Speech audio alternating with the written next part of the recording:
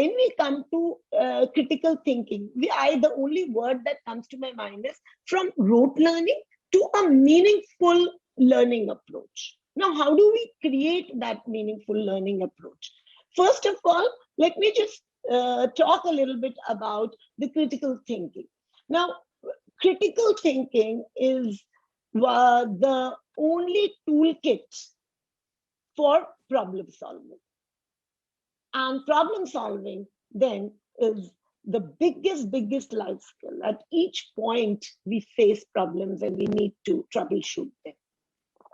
Secondly, I feel that there is no approach as such, but such skills need to be honed and fostered in students from a very elementary stage.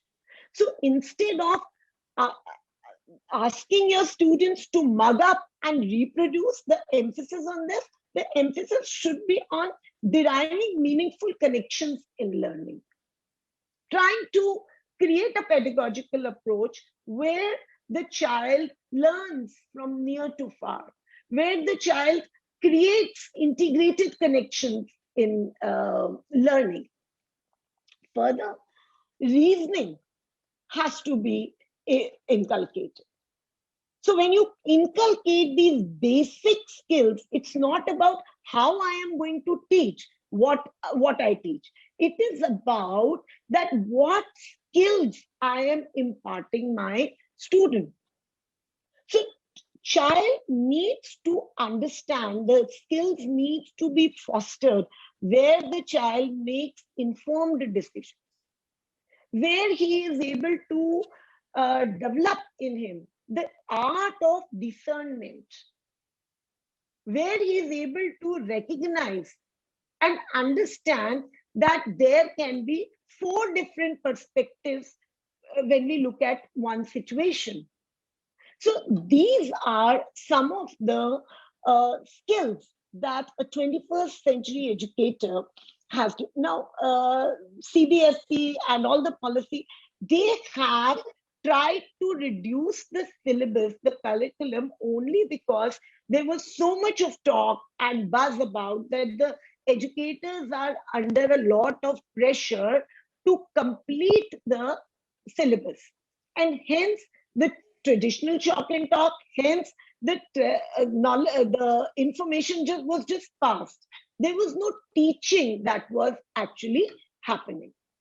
Now, when I come to how this can be integrated, so first of all, the educators in the classroom have to create meaningful learning experiences for the child for each child. As I earlier said, that an orange is not equal to an apple.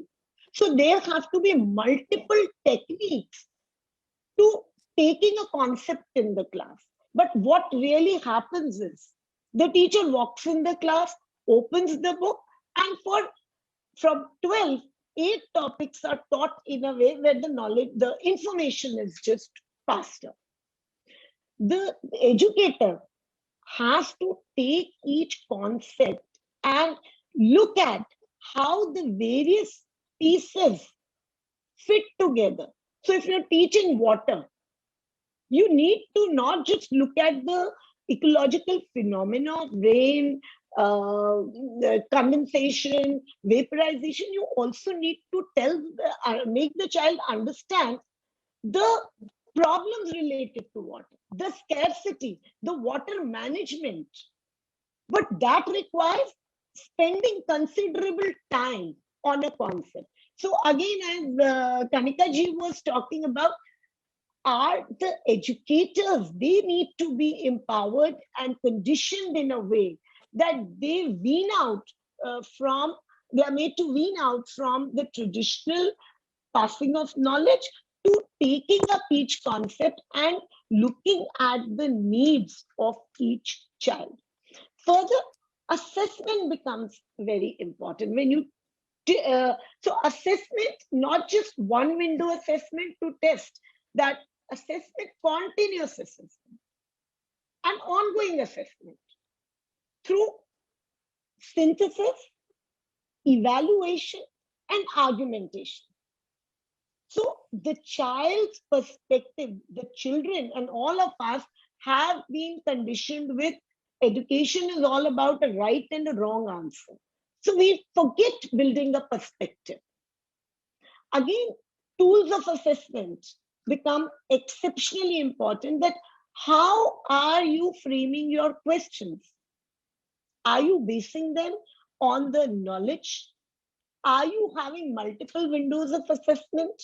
So all these have to, and if CBSE has reduced the syllabus, it is only because it wants a smooth, seamless transition from the memorization, recalling, and reproduction to a more higher order thinking skills based pedagogical approach.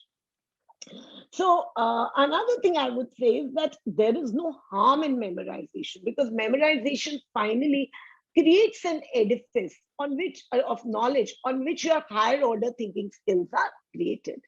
So yes, I think it has to be an interplay of memorization, but yes, critical thinking, which becomes the key to problem solving, has to be the main idea behind pedagogical changes that are happening.